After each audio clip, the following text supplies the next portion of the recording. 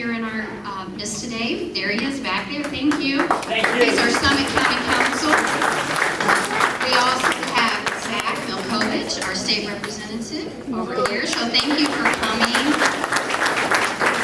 And I know Donnie Kamer, our councilman. Where are you? Oh, there he is, right here in the middle. And of course, we have lots of Voris staff. Voris staff, can you wave? There they are. Thank you, Voris staff. They're awesome. We have Voris students. Where are our students? Yeah, there they are. I love it. I did. They are so proud, and I thank you. And I'm sure there are many other guests, but I do want to welcome everyone and recognize everyone to be here. We are going to be following in our program, and in our program, we're going to have a couple fifth graders present as we are here to honor General Alvin Voris, as well as our Voris Elementary School. I'm going to have our fifth graders come on and share some history. And then after that, we're going to watch a brief video from the Summit County Historical Society as General Alvin Voris was inducted this year into the Historical Society. And then one of my predecessors, a former principal from Voris, will be speaking. And then I'll come back on and we'll close up after our fifth graders sing a few numbers for us. So, you ready, ladies? All right, here's the fifth graders. First, we are going to have Paula and Riley speak about General Alvin Voris. So come on down.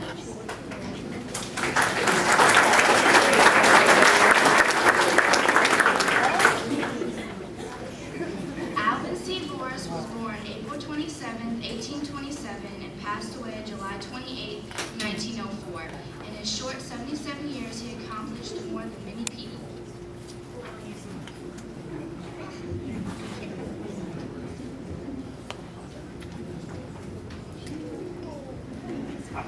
At the age of 18, Alvin C. Voris spent 1 year at Twinsburg Institute, which is now extinct, and 2 years at Oberlin College.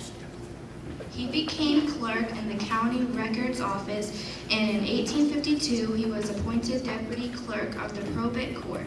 All of this time he was studying law, and in 1853 he was admitted to the bar.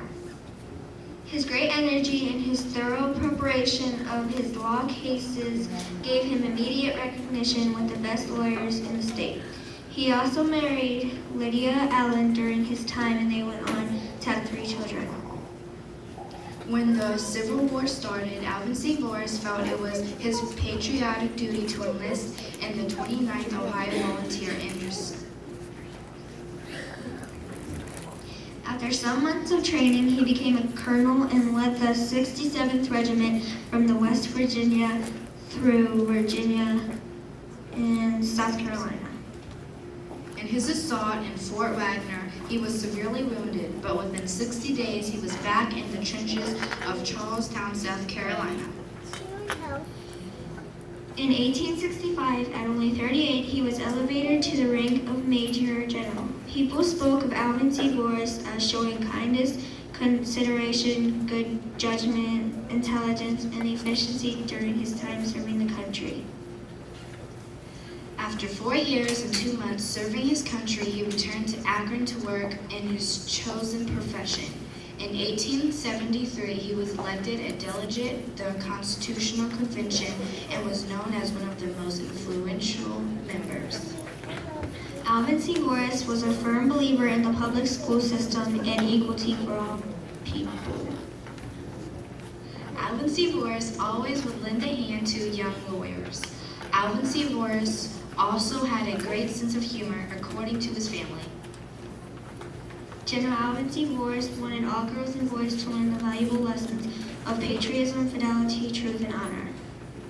If I had to sum up General Alvin C. Voris in one sentence, it would be, he was not only a brave man in danger, but proposed that high order of courage, of convention, and believed in honorable and fair dealings in all things.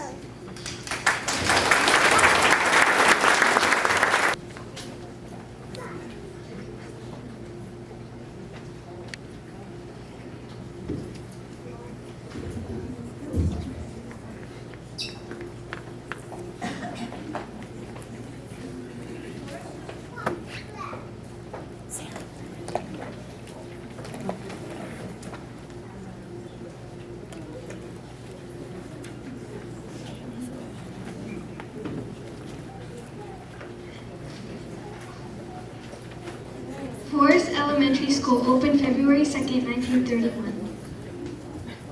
Our school was named in honor of General Alvin C. Voris, who served our country in the Civil War. Alvin C. Voris also became a judge of the Common Pleas Court in Summit, Lorraine, and Medina County. The school was originally equipped to teach cooking and sewing to girls and shop work to boys. In 1937, Hill School became overcrowded and 150 children transferred to Voris. Many organizations have had an active history at Voris. These include Junior Red Cross, Girl Reserves, Girl Scouts, Junior Firefighters, and the Junior Garden Club. Many people do not know that for many years, Voris School held first place in the annual City Garden exhibits. This inspired a large percent of Voris School children to have their own gardens. In the spring of 1938, the school library was opened with 370 books. From the small beginning, we have over 3,000 books in the library. Many past Voris graduates look back on their time here with fond memories.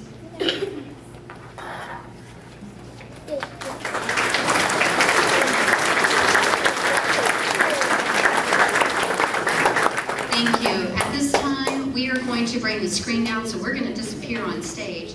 And we are going to show a brief, it's about 3 minutes, 53-second video of General Alvin Voris as he was inducted into the Summit County Hall of Fame. And I do believe we had a couple other guests. I see Ella McWilliams have arrived, so we'll say hello to her. She's our assistant superintendent. And then right after the video, it'll be Ron Lapula.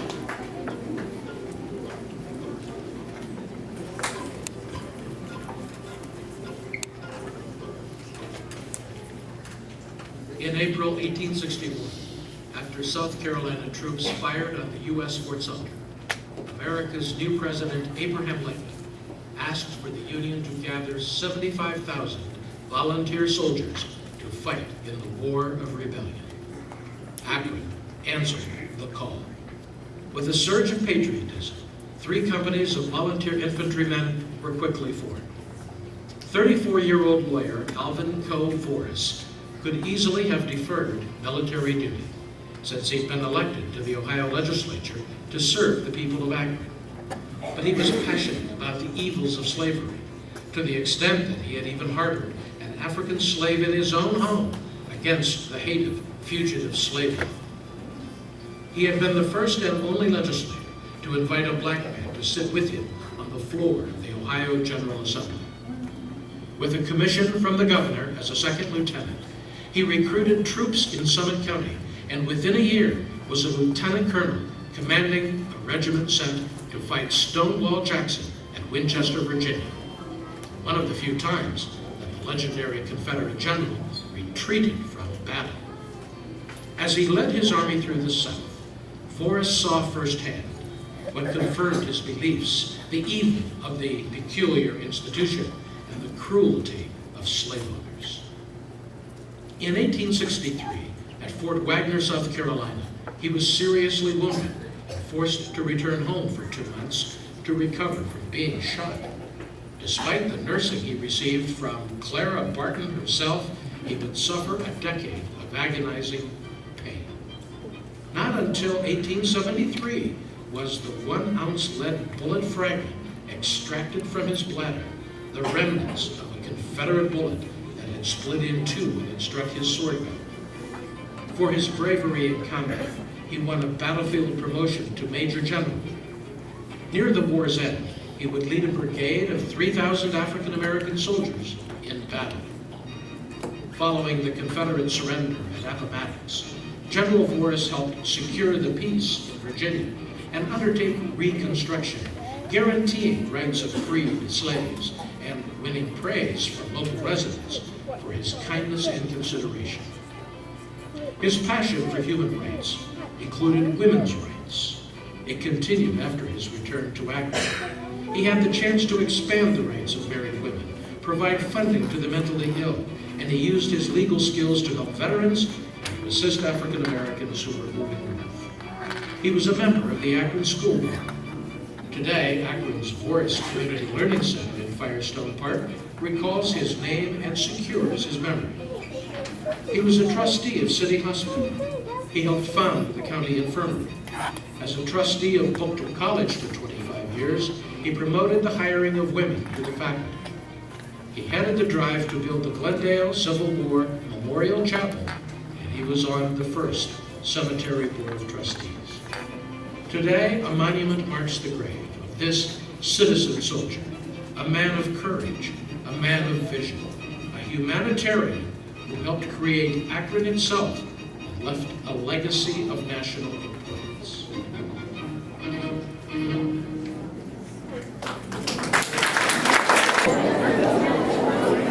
Okay, Mr. McCool, we'll ask you to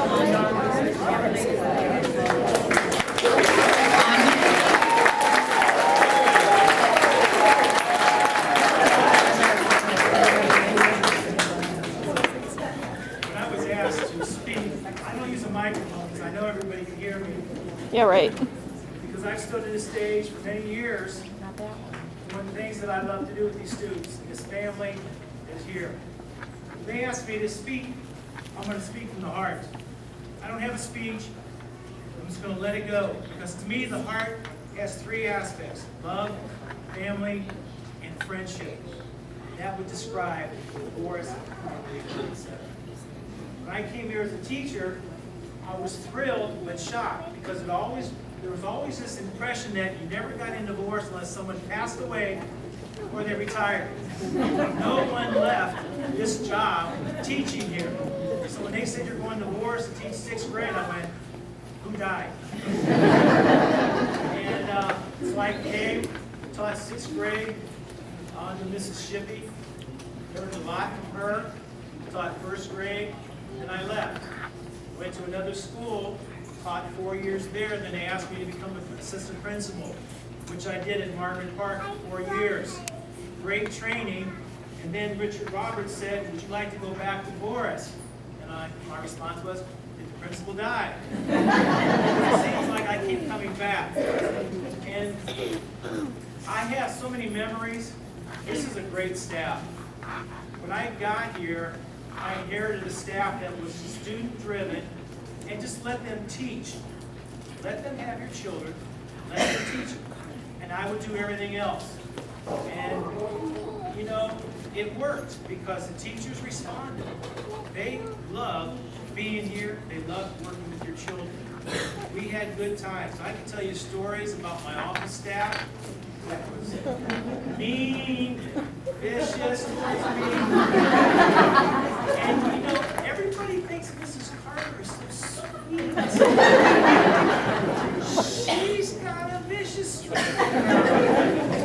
Just to give you an example, I went out for I think a matter of maybe a week or two. I had some knee problems, so I had knee surgery done.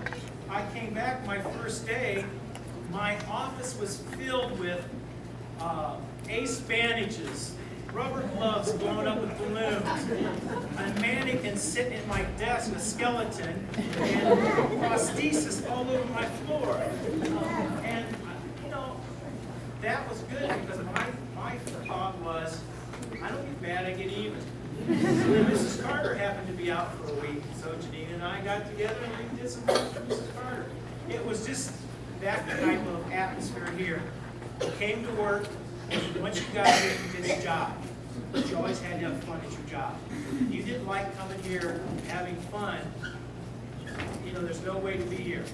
I'm very humbled to be back because this is a very part of my life, this building, because the staff that we had, please raise your hand if you were with the old Voris when we designed this building. Raise your hand.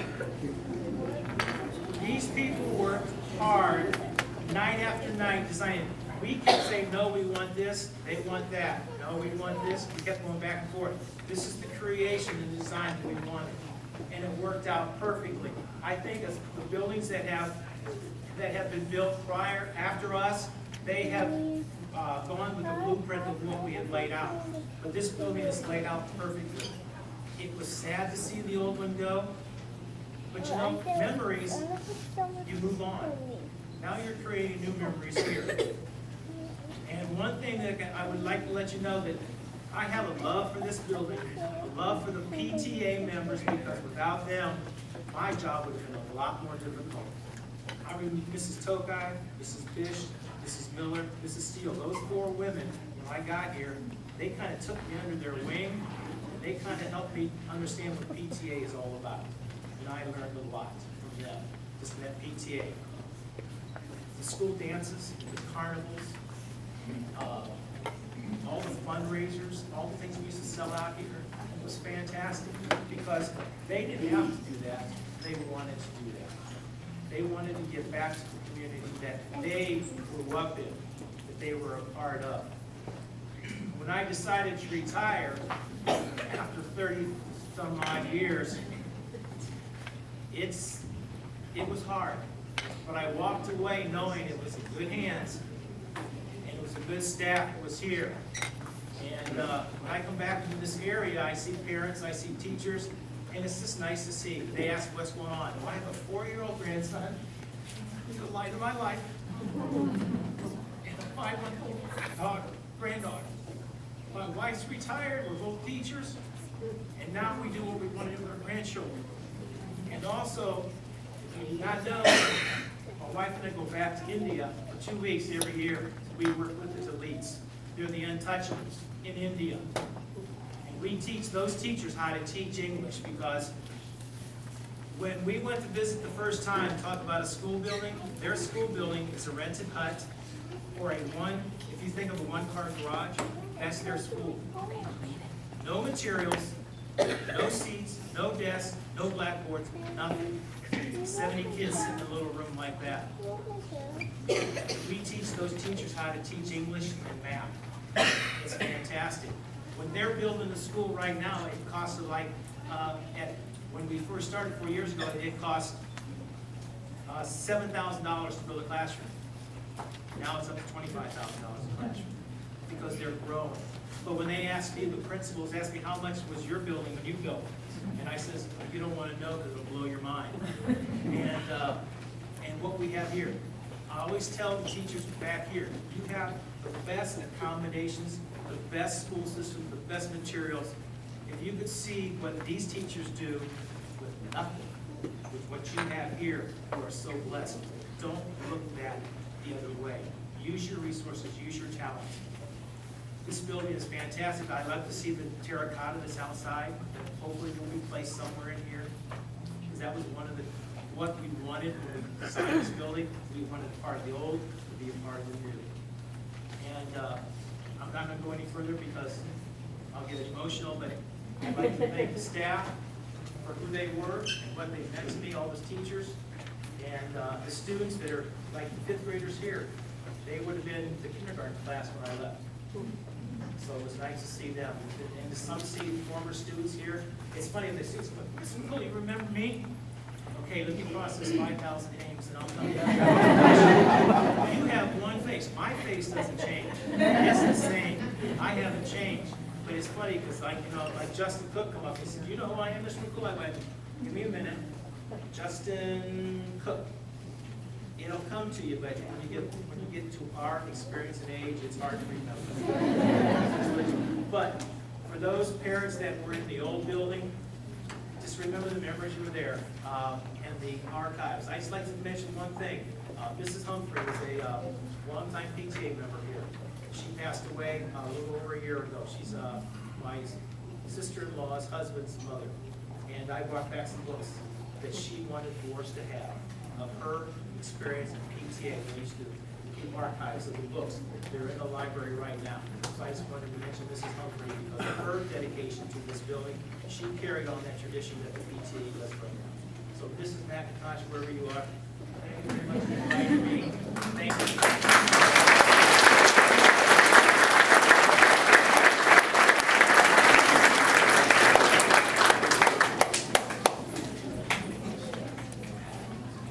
Okay, 5th grade chorus, come on out. I've been very fortunate. My name is Mr. Bizani. I've been very fortunate. I was assigned this job 16 years ago, and I have to tell you, I'm still here. Thank you. I got to tell you that I followed a lady by the name of Sarah Bell. Later turned her name to, got married, her name became Mrs. Kaufman, Sarah Kaufman. She's retiring this year. And she was here, I don't know, maybe it was Miss Williams. Can you help me remember how long she was here at Voris? Like 15 years also, or something like that? A long time. A long time. I was born in 85, by the way. I don't know if you guys know. So, I wanted to point that out before I went any further. But Mrs. Kaufman, while she was here at the old Voris, she wrote this really cool song. She put the text to the music. I like to teach the world to sing. Now, our children here at Voris School, there's a young lady in the audience that has been after me to teach this song since I first started. Her name is Michelle Wood. She is Mrs. Wood's daughter. Michelle, could you stand up? She had just graduated 5th grade, and she told me, you gotta teach this song. I'm just kidding. So you have to teach this song. This is a Voris School song. She ran it off the top of her mind. I didn't know what she was talking about. A few years later, she found the paper. She found it in one of her books, and she goes, look, these are the words. I go, yeah, right. I kind of just brushed it off. Mrs. McIntosh came this year to the house. We found the Voris School song. I go, it's still alive? It still lives. And so I, in turn, have decided to, Mrs. McIntosh asked me nicely, teach the song. And so here we are, we're going to present the song as the way Michelle used to sing it when she was in 4th and 5th grade. And it's I call it the old Voris School song, but Michelle said it's the Voris School song. That's right.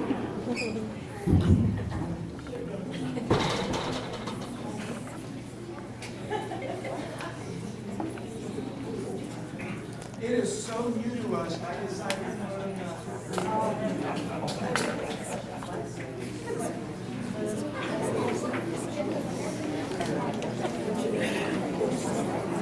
What? You were going to get up there. Here. I think we should all go up there and sing it. I don't know.